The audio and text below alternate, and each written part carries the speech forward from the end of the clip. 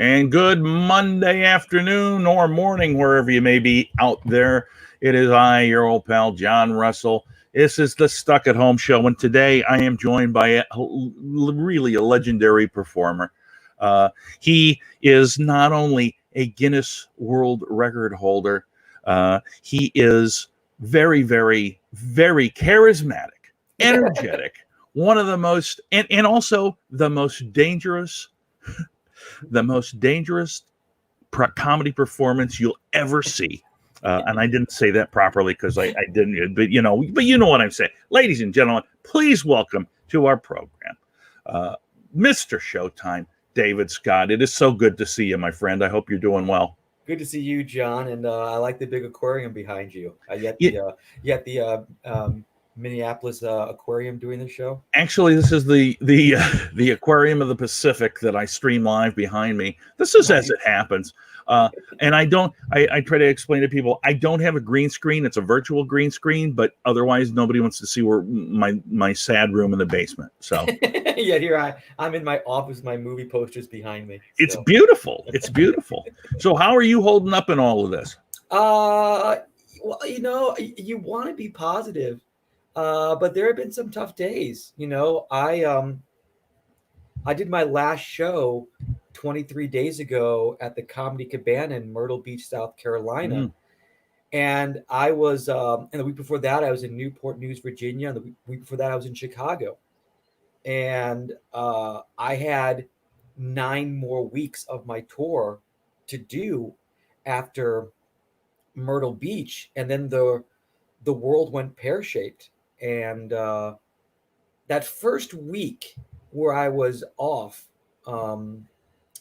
I tried to be creative. I tried to take this event as entertainers and comedians will often do and just try to give something to my fans that was entertaining and make them laugh.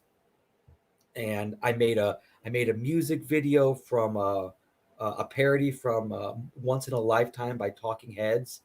And I did it called Social Distancing. And I put that online, and I did some other daily videos. But then after about 7 days of really trying to focus on my fans, it kind of hit me that I'm losing a lot of work. And that was and that's been a little bit of a struggle. So yeah. It's a huge struggle. And we were talking a little bit before. You've still got 1 or 2 things in May that are on the books. I know I have one. I just saw him promote it here for May 16th, but I'm optimistic, but I also feel bad because I'm pretty sure it's going to go away. Yeah, I've got 2 weeks in May and a week in June, which I'm pretty sure are going to get canceled. Yeah. I've got weeks in July, which I think are going to be okay. Hey, Lee. Lee Lycan just jumped online. Lee Lycan is awesome. He's the best. He outkicked his coverage with his wife. Have you seen his wife? Yes, I have. I have no idea what she's doing with him. No clue. I mean, good God. I mean, first of all, Lee is like 8'6", and his wife is like 4'3". No, they're lovely. I love them both.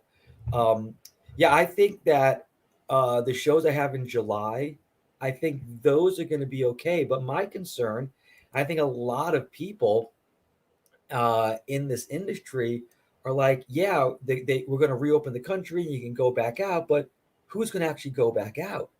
A lot of people are going to be out of work, have lost money. Unemployment's going to be 20 million more unemployed. Who's going to have the disposable income to go to a comedy show and watch me shove marshmallows in my mouth? I know.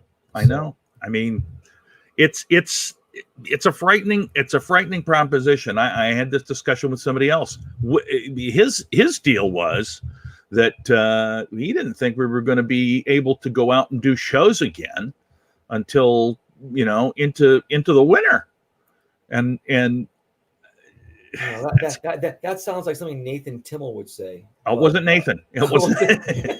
No, it wasn't Nathan. It was somebody else. But I mean, part of what I understand is like, okay, yeah, they may or may not want us to go out because there's not going to be a vaccine. But there's so much that's unknown about this. My brother sent me a deal yesterday that I found very, very interesting. 2 weeks ago, I had a case of pink eye, and I thought I got it from a 4-year-old grandson who had his hand down the back of his pants, which makes perfect sense. But my brother sent me this information, and it was on several news articles that pink eye is potentially a symptom of COVID. And he says, maybe that's the only symptom you had. Maybe you had it. And I'm like, I don't know. That's crazy. Possible. Who knows? Who knows? Yeah, yeah. We talked about this offline, but the misinformation that has been given out, and then the absolute wrong information that's been given out, is causing a lot of issues. I love my mom to death, and she is one of the two most important people of my life. My dad being the other one, and of course my daughter. But my mom used to, and I'm talking about for years. We're going back 7, 8, 9, 10 years. When I'd meet her, she would we go out to dinner or whatever. First thing she'd do, she'd sit down at a table, she'd take out a hand sanitizer bottle about this big, take it out, squeeze it on her hands, rub it together, and put the hand sanitizer in the middle of the table. Said, "That's for everybody." And I was so embarrassed by that. And now my mom looks like an effing genius. And she, like a year ago, she went out and bought surgical masks. I like, why? She was like, well, because you never know. I go, you're nuts. Now my mom's a freaking genius.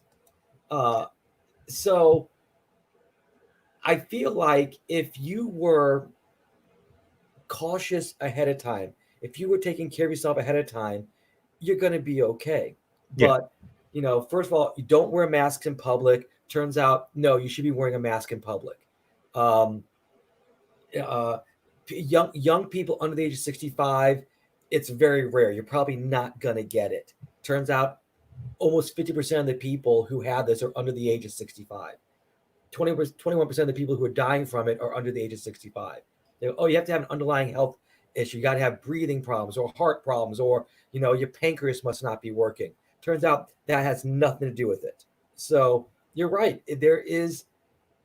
You watch The Walking Dead and you wonder, how could it have gotten that bad? You would think, aren't people smart enough? If you see a person walking near you who is dead, don't walk to him and try to help him. And it turns out that The Walking Dead is probably a slower progression than what actually would happen if a zombie apocalypse were to happen. I think in about 3 days, we would all be zombies. There would be no 10 years later type of scenario. Yeah. I think we have realized that we are ill prepared for. I mean, look what happened in China, Italy, Spain, and here in the United States. They're saying, don't go outside. Don't go outside. Whatever you do, don't go outside. And what do people do? Now I'm going to go for a walk. You go outside. Bitches. Oh my gosh. Well, as we already kind of mentioned, it has really put a crimp in comedy performance, but you are one of the people who actually put on a virtual show. Yeah. And you did that last week on Wednesday, April 1st. Right. Which to me has always been the greatest day to do a comedy show. No matter what day April 1st is on, I always try to do a show on April 1st. And you did it in your backyard. No, pretty much. Did it at a comedy club. Did it on stage at a comedy club here in St. Louis. Yeah. And you were one of the few people that actually charged for it. It was not a tip jar deal. You had to pay a ticket price to watch a show, which, to be fair, was not outrageous by any means. $5. $5. That's a good amount of dough. And how many people did you have show up? 129. Wow. 129 people paid $5.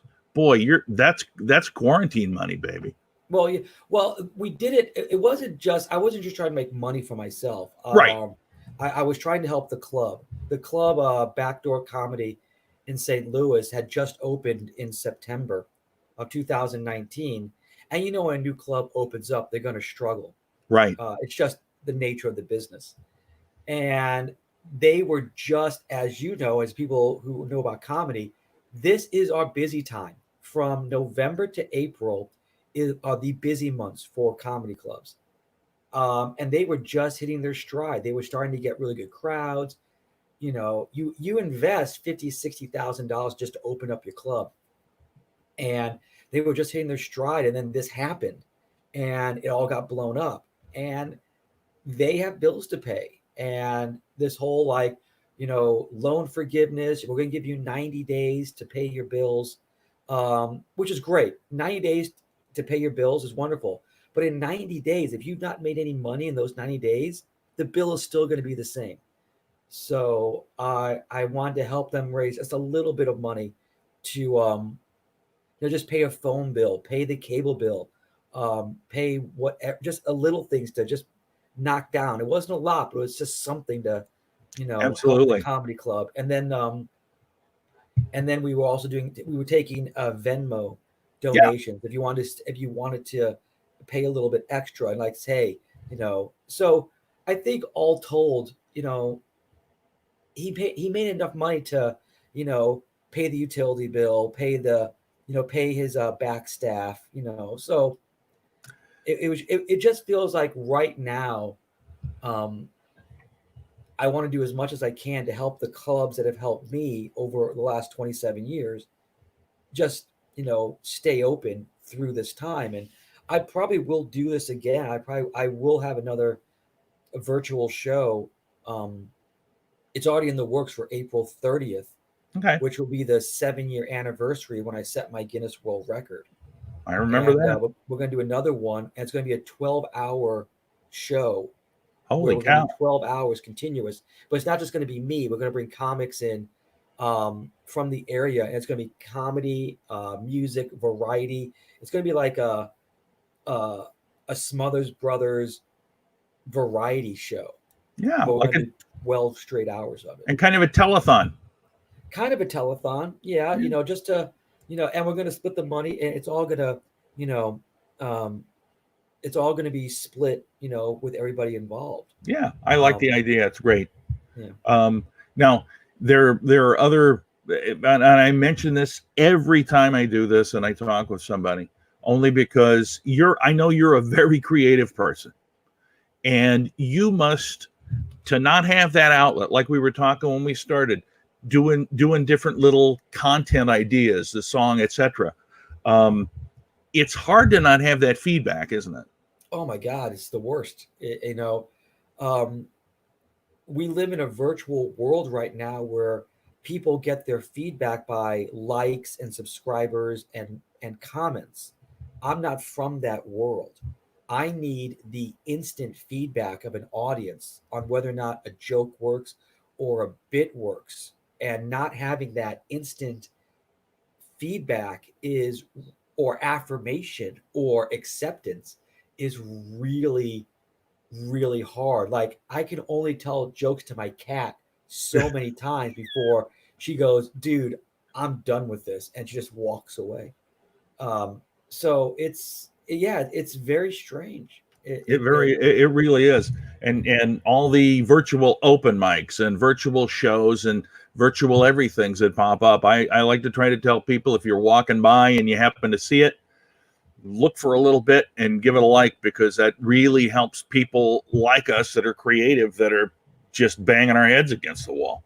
Yeah, I'm a big fan. I mean, I think all these entertainers and comics who are doing these online shows, virtual open mics, I love it. I'm a big fan of it. I think it's great not only for them, but it's great for the people who are their fans or people who are stuck at home. I think it's wonderful. I think um, the more people who are doing it and keep the idea of comedy alive is just really smart. So I, Absolutely. I, I encourage every comic, from open micer to professional, if they've got a webcam, if they've got a microphone, I've got like a home. I'm in my home studio right now. This whole area is Yeah. like my home studio. I got the microphone. I got the mixing board over here. You know, just get online and just start telling jokes. And Yeah. see, don't worry about the the feedback, just try to tell jokes, and I think that's great. I think Do it's it, I do think it, do it. comic. It helps us with our minds to keep Absolutely. because we can, Absolutely. as you know, as a comic, we can go down the rabbit hole in our minds. We can spiral down and down and down, and because we are being told to do the one thing that we have spent our lives not doing, and that is staying away from people. As comedians, all we want to do is be around people. That's all we want to do is be around people and entertain them.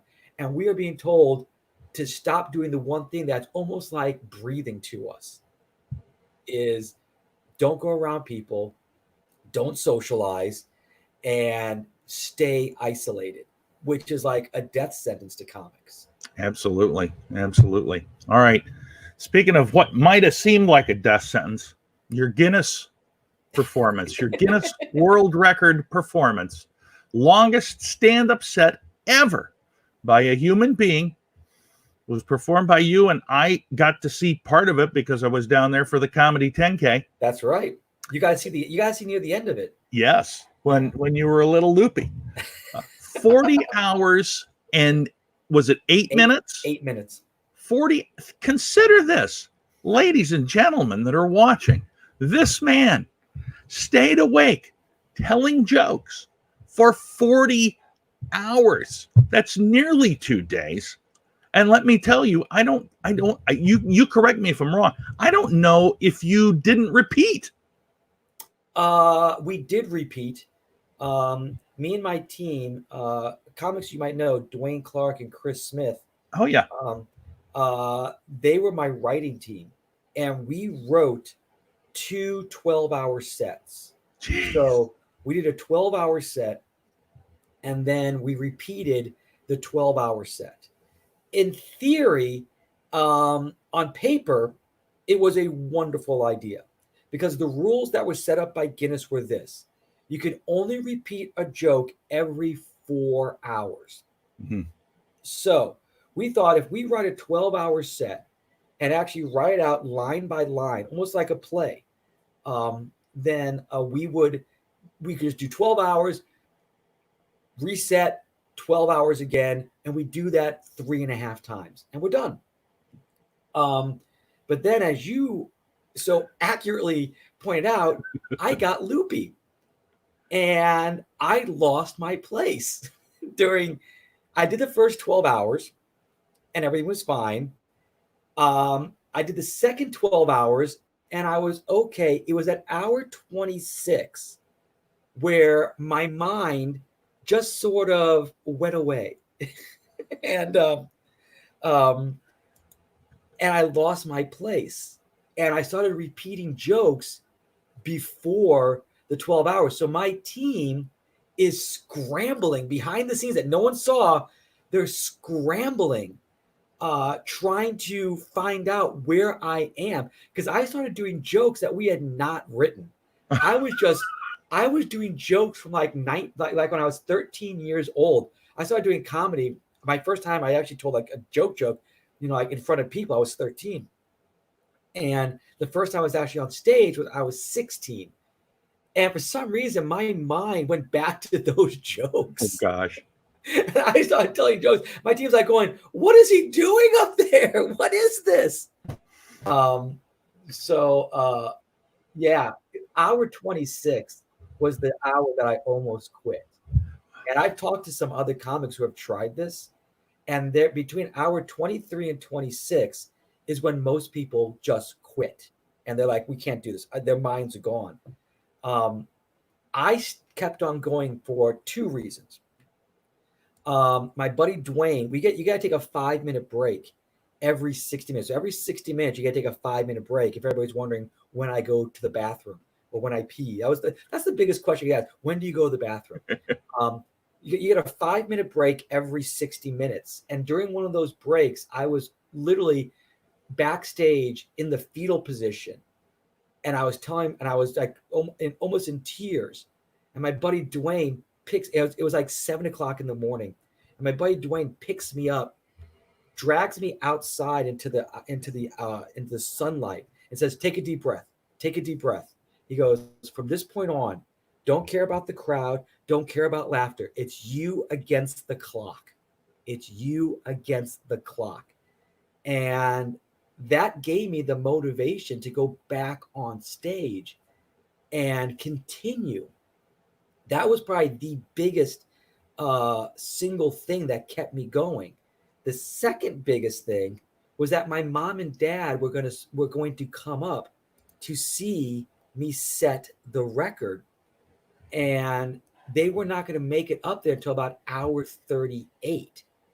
And I knew that if I was not on stage when my dad got up there, I would never hear the end of it. Mm. So I did not want to give my dad any reason to say for the rest of my life, remember the time I came all the way up to see you set the Guinness World Record and you crapped out on me? Remember that time? Oh my gosh. You pull it out. I was going to say that time is so perfect. After 9/11, I was still on the radio, and I and one of the other guys did a radiothon, and it was right in about that range. And I just started. I was outside in a trailer, so people could come up and donate, and there was nobody at like 3 o'clock in the morning. I just started babbling. I got a live mic on the air, and I'm just babbling all sorts of crap. And he's like, "You okay?" So, but yeah, it's a fantastic record, and it's, my gosh, such a long time. Do you think anybody will ever be able to match that record or beat you? I certainly hope so. I've always believed that records are meant to be broken.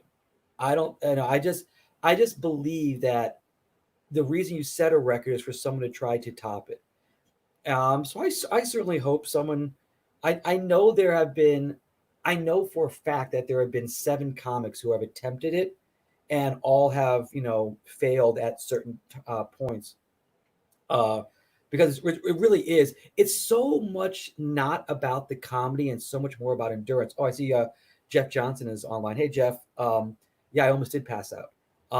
But it's more about endurance than is comedy. And um, I think if there is, I will say this. Let me put it this way: whoever does break the record, it's going to be somebody under the age of 40. Mm. Um, I don't think it is a record that, especially now at over 40 hours, it's going to take somebody between the ages of like 28 and 38 to really break that record, because it's a young person's record for sure. Absolutely. All Yeah. right. So, and I do. I had I was in Fort Myers, Florida last year, and a young comic came up to me, and during open mic night, and I was performing, and they did, they had like open mic night before they do the comedy show. Sure. And after he was on stage, he was in the comic, and then I went to my show, and he comes up to me after my show, and he goes, I just want to tell you this in all due respect. I'm going to break your record. And I looked at him, I go, I absolutely hope you do. I absolutely hope you do. Very Because awesome. I love that kind of enthusiasm. I am an entertainer and a comedian who has always, and I think you can attest to this, I don't want to put words in your mouth, has always tried to help out the next young comedians, always tried to help out bringing up young comics. And if they want advice, they want guidance, and young as in not age wise, but young as in how long they've been doing comedy. You could be 50 years old and be a young comic because you've only been doing it for 6 months. Um, so whenever I see a young comic with passion, I'm like, I'm gonna keep my eye on you. I think you actually, you seem to get it. So anytime I see a young comic, and especially this one guy in Fort Myers, and maybe he thought he was, other comics would thought he was being egotistical or whatever. I was like, nah, I love it, man. I want my record to be broken. I think that's why they're there. They're Absolutely. there as the bar, and I want someone to set the bar higher. You always want to set the bar higher, not lower. And that's why I do the show that I do. I'm trying to always set the bar higher. Even with myself personally, I never get comfortable with where I am in comedy. I always want to set the bar higher. And I Absolutely. hope every comic and every entertainer out there doesn't just flatline and stay where they are, and they're always trying to one up. I was asked recently, what's my perfect show? And I go, I hope I never find it. Mm. I hope I never have the perfect show, because once you have the perfect show, where do you go from there? There's nowhere to go. I hope I never have the perfect show. I want to always improve and set the bar higher and higher. It's an excellent point, and I can personally, as an old comic that's young, I can attest to the fact that you are nothing but nice and helpful. You to me, I remember after the day after you set your record, we're down at the Comedy 10K, and you were just you were the MC of the whole Comedy 10K that Yeah. year, and you were fantastic to me. Well, And it's I'll never forget it. Um, so I can attest to that fact. Hi, Carol. Carol's over in Kenosha. If you're going to do the Kenosha Comedy Club, Carol will be there to see, I think. I was actually, I was supposed to, the week that the whole world went pear shaped was the week I was supposed to be in Kenosha, March 2021 or 21, 22, whatever it was. That was the week, that was the first week I was talking to Frank, and Frank calls me up and goes, "Oh, listen, man, we're going to try to do a show. We're going to have 50 people." I'm like, going, okay, let's do a show for 50 people. And then it was like, nope, we're going to have to cancel. So I'm supposed to be back in Kenosha in May 22nd, 23rd. And God love Frank. This guy is, you know, he is so defiant. I mean, he respects the fact that we got stuff going on and we're just trying to make the world better. But he just gets the fact that we need to have laughter. We need to have entertainment. We need to have this release. He's like, I want to get these shows back going as soon as possible. So God love him. And I'll tell you something, every comedy owner I've talked to, every comedy club owner I've talked to, I know, I'm not sure if Jeff Johnson is still online, but I'm sure he would agree with this, is that we want to get back out there booking and performing as soon as possible. No one is taking this as this is the end of comedy. When no one has said we're going to close down, we're never going to reopen. Everybody is like going, we are going to get this going again. We're going to get this working again. And I think that's a great attitude, that no one has just like succumbed to Yeah. this this virus. We're still fighting. We're still trying to, keep it alive. And that's one of the reasons too that I'm doing these shows here, not only on my own personal page but also on the Goonies page, just because I want to make sure that people realize that we're not planning to just go away. Right. So I agree 100%. Yeah, Uh, I know Mark at Goonies, you know, um, he's just one of the greats. He's such a he's such a lover of comedy. mhm. Um, you'll never see him get on stage and tell a joke ever.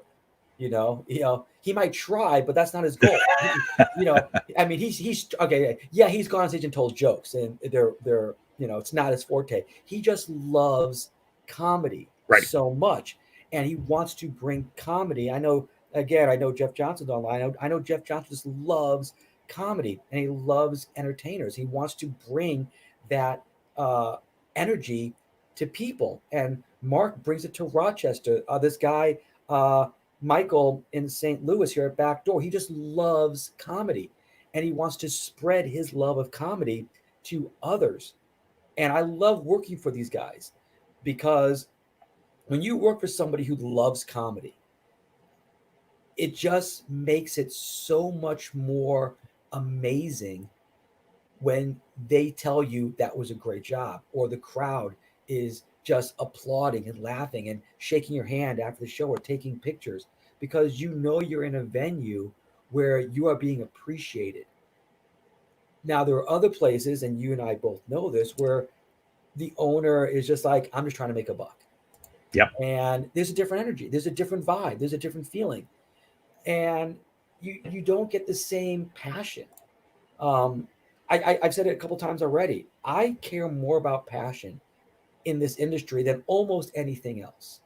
And when I work for somebody who has passion, or I'm working with somebody who has passion, it's just going to make for a better all around experience, not only for myself but for the audience. Mm-hmm. Because I believe the audience knows when you're phoning it in. So uh, I think that when this whole thing is over, those who have passion for this business, have passion for this industry, will come back, and they're going to come back strong. And I'm Yeah, excited about that. I agree. There's Dusty. You remember Dusty's one of the servers down there at Yeah. Goonies. Yeah. Hey, Happy, Dusty. I see you. happy to Yeah. have you there at Goonies before we got shut down too. Which you were there on Leap Day Yeah. at It was the Goonies. once every 5 year show. Your Mark book, Mark your book. actually booked me specifically. He goes, I want to have you on the once every 5 year show. Yeah, yeah, I agree. So here's a question for you, Yeah. and people know you now as Mr. Showtime, but you were also known prior Yeah. as the Midnight Swinger. Now, Yes. I've never got to ask you this, and I'm very curious. What was it that made you change from to go from the Midnight Swinger, where you kind of had The the Pompadour. flat dock pompadour, to Mr. Showtime? How did that happen? Well, there are two main reasons um, that this was, maybe three. There are two main reasons. Um, I started noticing when I started the Midnight Swinger character. The Midnight Swinger character was based off a Las Vegas performer. It's actually an old. The Midnight Swinger is actually an old Mel Torme song called "The Midnight Swinger." I'm not going to sing it, but you can YouTube it. Mel Torme, "The Midnight Swinger." And my buddy Kirk Nolan actually gave me the name Midnight Swinger. And we started doing it right around 1999. And people who were booking me at that time understood what the term swinger meant. Swinger meant a performer who just swings, sings, dances, plays instruments, a Sammy Davis Jr., a Dean Martin, more than just they were an all around performer. They could sing, they could dance, they could tell jokes, they could do impressions. And for about 15 years, everybody got that. Then I started noticing my booking started dropping off. And I wasn't getting as many corporate shows. I wasn't getting new clubs weren't booking me. And I started asking around why. And I actually I'm not going to mention the club owner's name, um, who never booked me as the man at Swing, but now books me as Mr. Showtime. And it turns out that the people that booked me in the beginning retired, got out of the business, and they were replaced by 20 something year olds and young 30-year-olds who only saw the word swinger as a sex term. Uh, And they thought I was a sex act, that my show was dirty, that if I'm calling myself swinger, I must I must be a swinger, which means I have sex with multiple people or go to orgies and stuff like that. And then I started finding out that my website was being blocked because the word swinger was in the title, oh my and that gosh. was being firewalled. So you couldn't find me online um, to even find out who I was because my website was being blocked. So I had to make a choice. I could continue doing what I was doing and losing work, or I could reinvent myself. I also, here's the second part. I also felt like I had taken the character as far as I could go. I wasn't really growing the way I wanted to grow. I was kind of locked in to this character. I backed myself into a corner where I had to keep on doing the same show or the same style of show to keep true to the Midnight Swinger character. So what I did is I asked three people three people that I'm very, very close to, all comedians, all touring comedians, all headliners. And I said, describe me in one or two words. Just describe me in one or two words. Don't think about it. When you see my show, describe me. And all of them came back with some variation of show, showman, showtime, showstopper, some type of variation of the word show. And I thought about that for about 2, 3 months. And I said to myself, I'm just going to reinvent I'm going to tear down my show, reinvent it. And I came up with this phrase, I am Mr. Showtime. So what I did is I started envisioning in my head, I literally closed my eyes and envisioned what I thought that would look like. And I got this image of Doc Brown from Back to the Future mixed with Nikki Sixx from Motley Crue. I don't know why that stuck in my head. And I started looking at, I started watching Alice Cooper videos, and I started watching um, 80s movies and looking at their fashions. And I thought, okay, I got this in my head now. I've got what I want this to be. And I actually, basically, it's called deconstruction, where I took my bits, I took my jokes I was having as the Midnight Swinger, and I didn't want to get rid of them. I just want to deconstruct them and rewrite them in the vein of this new, crazier Nikki Sixx, Doc Brown morph Mr. Showtime. And I built up the show, and now it's been what, almost 5 years. Yeah. And it's been, and I'm not saying this to brag, up until the coronavirus, it's been the most exciting, profitable 5 years. I've got more clubs booking me. I've got more events hiring me for private shows. It's been just an amazing turnaround. It's been a revitalization of my career, because I honestly believe if I'd stayed as the Midnight Swinger, I would not be at the level I am right now. Absolutely. So again, it goes from taking the bar and moving it. Hey, Chris. Oh, you're welcome, Chris. Chris is just amazing. Moving a bar up higher and higher and higher and higher, and never being satisfied with what I was. And I was willing to risk it all. Yeah. I was willing to throw it all away. I believe in this industry, and I know you'll agree with this.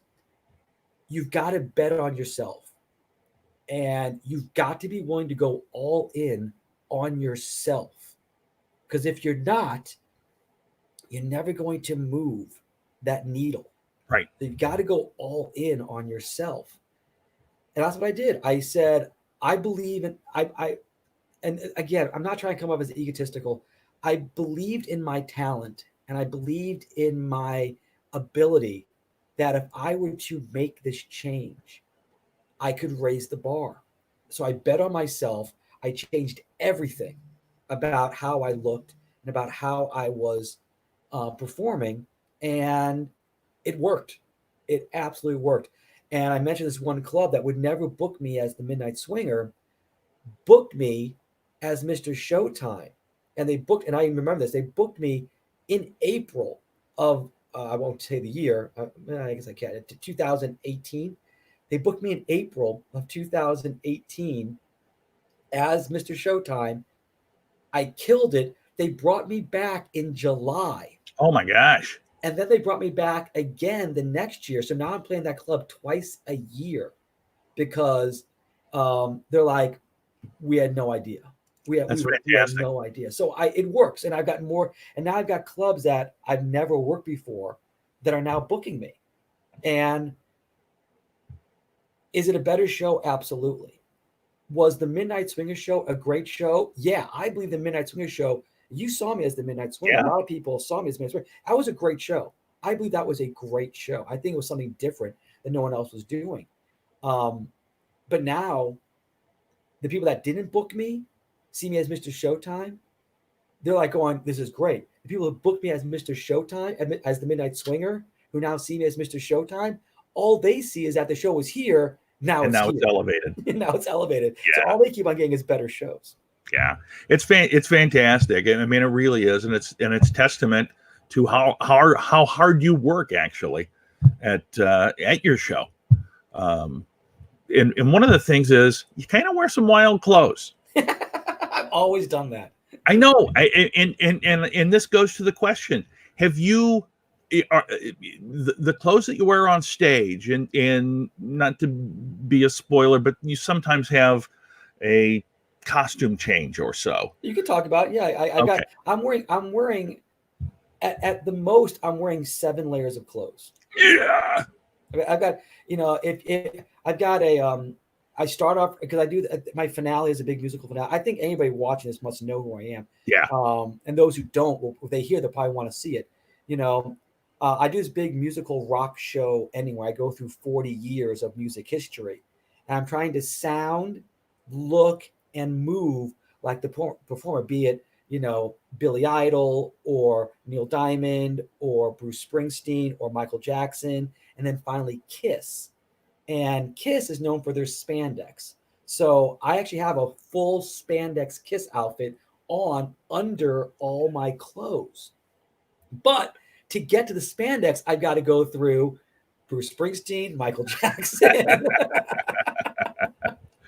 So now all the costuming that you're using, are you making that or are you buying it? So you make it all. Yeah. Well, I buy the shells. Like let's say I buy a pair of pants or I buy a shirt, and then I have to take it apart, make it a tearaway so it just comes across part easily. Gotcha. And then I don't actually. I actually had some pants custom made and some jackets custom made.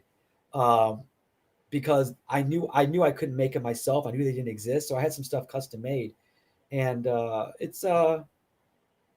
they fit great. Once you have something custom made, it's hard to buy stuff off the rack at Walmart. Yeah. Yeah. Well, so, but again, it's my dad always told me you have to spend money to make money. It's true, and I believe that. So of course, when you have no money coming in, it's hard to spend it. There you go. But yeah. Yeah, so if I'm not making it myself, I've got this guy who helps me comes up with a lot of design work, and he kind of, comes up with some ideas. Here, I'll let you look at that from Chris again. Chris is going to be on with me tomorrow, by the way, Chris Schlichting. Oh, wonderful! Chris and we'll talk about him. Oh, there we go. You got your first booking. You want to go to Alaska? Mike Fink's a good guy. I actually did a show in Alaska. I'm not sure where he is in Alaska, but I did a show in Skagway. I'm sure if you've been to Alaska, you know what Skagway is. Oh my goodness. Yeah. Mike booked some stuff in and around Anchorage, I believe. Anchorage. I'll tell you something. And I'm not sure if Michael says, but Alaska might be the last place that gets the coronavirus. It might be. You're right. You're right. Alaska might become the new hotbed of comedy. You never know. There's Andrew Witzel. He was your opener. Yes. At Goonies. Thanks for looking in, Andrew. Yeah, Andrew was fantastic. So, he is. He's a funny guy. Funny young kid and respectful too, I felt like. Oh, it was just wonderful. Did a great job. All right. So let's get into some of the things that I ask everybody, regardless of their level in comedy. Sure. What was the absolute worst horror story hell gig that you can remember? Wow. Boy, just one. 27 years worth. Yeah, there's been a lot of hell gigs. And I'm sure a lot of comics will talk about, small crowd, no crowd. Two come to mind. One was way in the past, and one was about 5 years ago. I'll go to the first one first. It was in Iowa. It wasn't Des Moines, Iowa. It was a little town near Des Moines, Iowa, and the place was called Spaghetti Works. And some people might remember, some of the older comics might remember a place called Spaghetti Works, where it was a spaghetti restaurant, but they had a back room where they had comedy on the weekends. On Friday and Saturdays, they had a comedy club in the back, and it was actually a decent room. But it's a spaghetti joint, Italian restaurant during the day and night. So a lot of people would come in after eating to the show. And if you know anything about Italian food, a lot of people drink red wine with Italian food. And this one woman, um, it was a Saturday night, I guess about 120, 130 people. And this one woman had in the front row, which is, it's always the front row. I don't know why it's always the front row. Had a lot of spaghetti and a lot of red wine. And without getting too graphic, um, vomited Oh no. and got really, really sick. And with the red wine and the partially digested spaghetti and meat sauce, um, it was on stage having a woman who was drunk. She wasn't just sick, she was drunk. And has this happen? And you as a performer like going, and I was like, and I was young. I was a young performer. This had to happen 20 years ago, maybe longer, maybe 22 years ago. Um, and I'm on stage. I go, what do I do? What do I do? And the whole room just evacuated because it was really bad. And I'm like, put the microphone, and I walked off stage, and we're outside. It was bad. We're outside just trying to get fresh air. It took like 90 minutes to like clean everything up and get her out. And the manager of the club goes, okay, we're going to start the show again. And I'm like, the F we are. Oh my gosh. So that was, again, is that a hell gig? No, it was a horror. It's an experience that's never been topped as far as things going bad. That was just the most horrendous. What do you do? Because as a comedian, you want to be like, oh, I can play off anything. I'm a comedian. I can bounce. I can zig. I can zag. When a woman throws up a plate of spaghetti and a bottle of red wine, there's no coming back from that. You just walk off. You walk off stage and just like, good night, everybody. Oh my gosh. The other event, and this is about, I would say, I came up 4 or 5 years ago. It was a casino gig, and it was 2 nights. 2 nights, 4 shows, and they wanted an hour. They wanted 45 minutes. I was like, okay, so no problem. I just thought it could be a regular casino show. And I get there, and there is no showroom. There's like a lounge area, and there's a stage, but there's no MC. There's no feature act. It's just me, and there's no one introducing me. They just said at 7 o'clock the show starts, and there are no people there. I walk on stage to nobody. It's nothing but a bank of slot machines in front of me. Oh my gosh. No crowd, no nothing. Actually, it trained me for the virtual show I did on Wednesday. I had to do a show, and I had to do 4 shows in front of 0 people for 2 days. Oh my gosh. And they paid me, and I got paid well for it. But yeah, that was probably the most nightmarish experience of my comedy career, because the casino was just like, hey, we have bands all the time. They just perform. I go, bands can perform in front of no people. It's called practice. Comics need energy. We need that feedback. It was horrible. It was. I'm not going to mention the name of the casino because it was no one's fault. You know, it was just they just thought. I see comedy on TV. The comic just walks on stage and starts telling jokes. I go, oh my God. And it's just like, yep, I had no time to educate them on how a comedy show works. Oh my gosh. So, I mean, I begged them to just say over the intercom, in 5 minutes, the comedy show starts. They just go, 7 o'clock, walk on stage. I actually had a person that's saying, okay, 7 o'clock, walk on stage, and would be there the whole 45 minutes to make sure I was on stage for 45 minutes. Oh, Oh so my gosh. So that was bad. there's a couple of bad ones. All right, now let's turn full circle. How about the best, absolute best show that you can recall? The one that made you feel the best about being a performer. Wow. There were two, and I can't separate them because they both equally as important. Um, One was as a 1997. I remember the year 1997.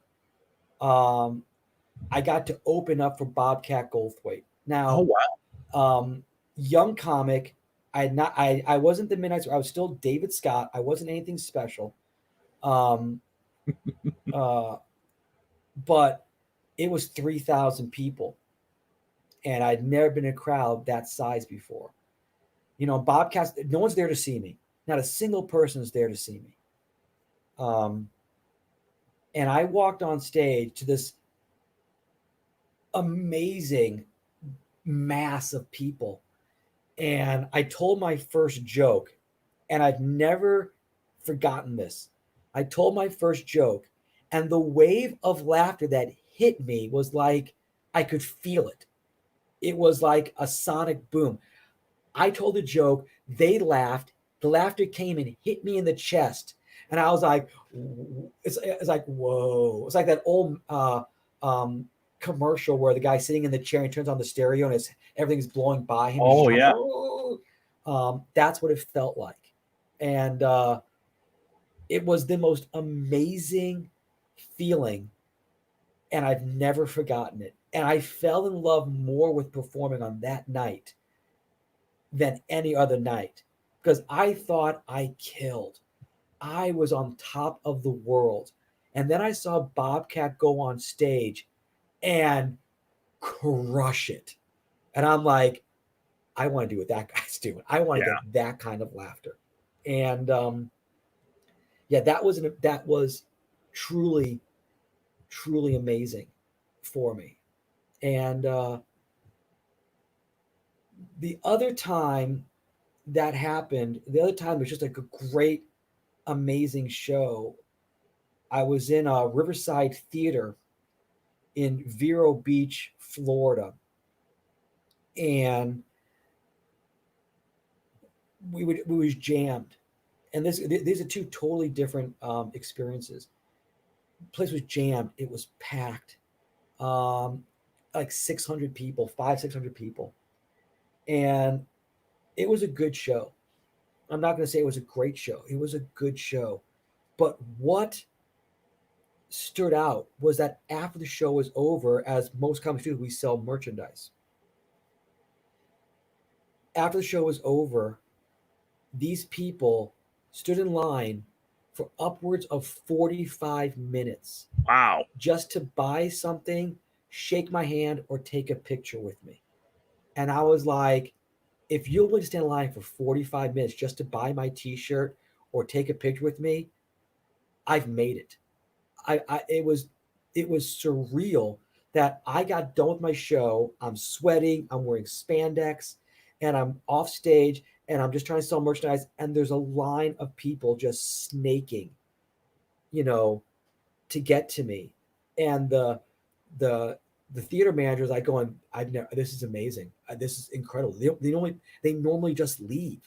Wow. And I was like, damn, that was awesome. And I that those two experiences, and those two experiences are almost, they're over 20 years apart from each other. Oh wow.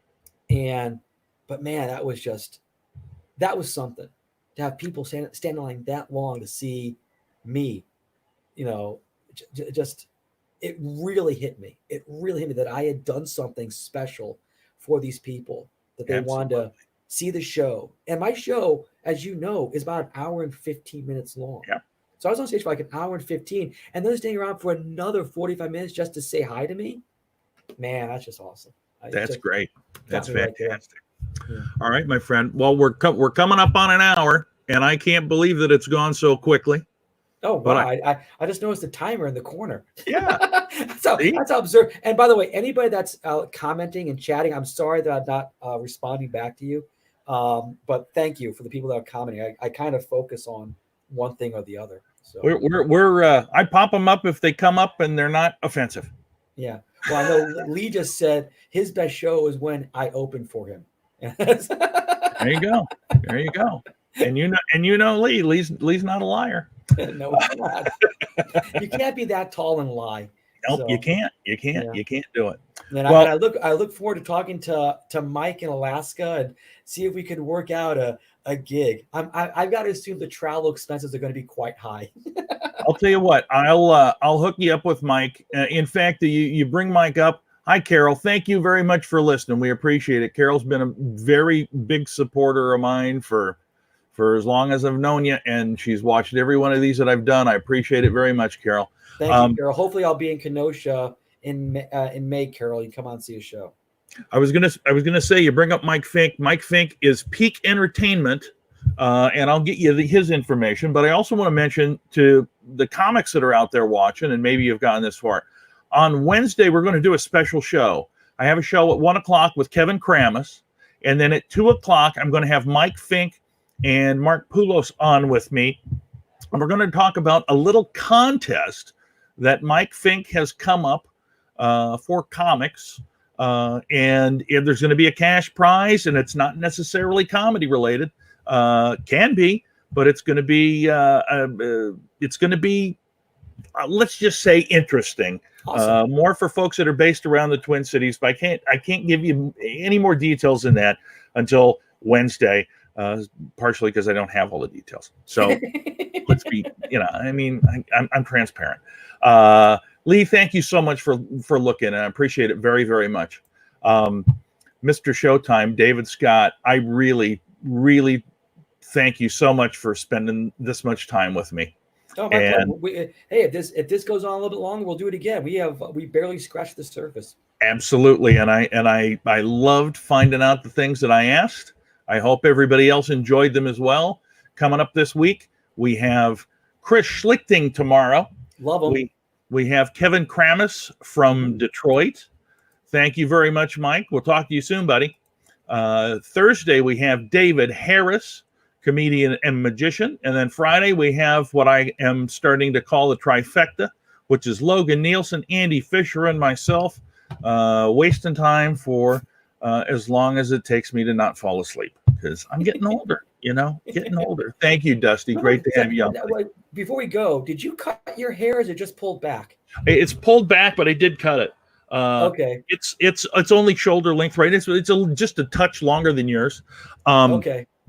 So I got this brand new, really awesome job as a trainer, right? For a company called Market Source. And we were doing training around the country for Dunkin' Donuts. And I had it. It was as long as it's ever been. And so I'm doing it. And all of a sudden it's like, they don't care, but it's like, oh yeah, he'll pull his hair back. And I'm like, wait, is this a problem? And so the last week that we traveled, we were in Boston and we did 3 shows.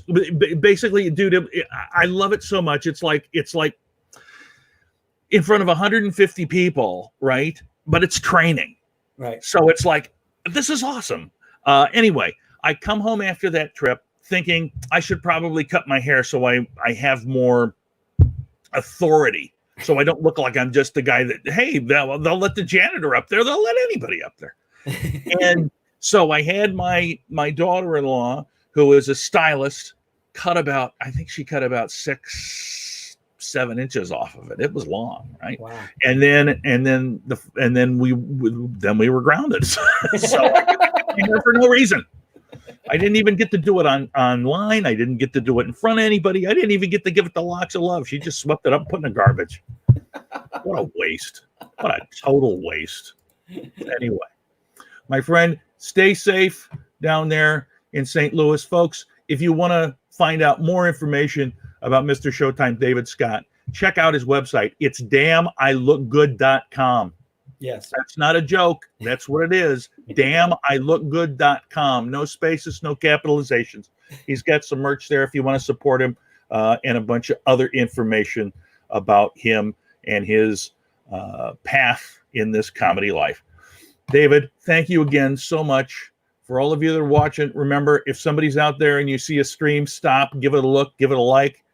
We all appreciate that very, very much.